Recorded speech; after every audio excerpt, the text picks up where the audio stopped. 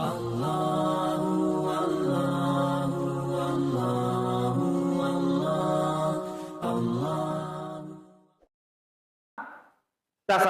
wi alita idi nalakip po Allah Ta'ala kesehatan organ tubuh yang sehat, matangga pakitan na matatta, mataja pakitatta, sehat penglihatan, sehat jasmani kita, maring kalinga do cilita yang kalinga mana sabami dimulai magemoni de na de haderi ki ya sange sumpaja berjama di masjid Abdullah bin Ummi Maktum namun ni alena de nakita butay alena matoton ni alena mabelay bolana si bawa masigi namun ni subu petakapa tetap matoy kasi alena lau bahkan jatuh tersungkur hanya demi mendapatkan keberkahan makbir jama. Oleh karena itu sekali lagi zaman dimulakan Allah itarat-taruan alita siri lauri Abdullah bin Ummi Maktum alena dik nak kita ini matar mataja pak kita tak diberikan kesehatan oleh Allah maka ni de ialau berjamaah di masjid. Kenapa kita dianjurkan berjamaah di masjid? Nasabah itu berjamaah di masjid migasisen alat direndah.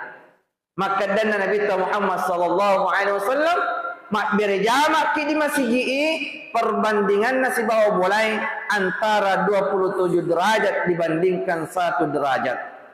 Maksudnya bagaimana? Wek ke-20 itu fi masum pajat di bolata napi nasi angke sederajat dengan satu kali kita melaksanakan solat berjamaah di masjid. Maka datoi ada Nabi Muhammad sallallahu alaihi wasallam nigi ni kita pasokui jennek nari bulana akat tamilo pegau isum pajak berjamaah di masjid majaput cepat pertama ajena langkah daripada kaki pertamanya ditinggikan derajatnya oleh Allah Ta'ala, langkah keduanya diampuni dosanya oleh Allah, langkah ketiga sampai dia di masjid dihitung dicatat di sisi Allah pahala baginya. Maka zaman dimulakan Allah dek gaga rugi-ruginna temak berjamaah di masjid.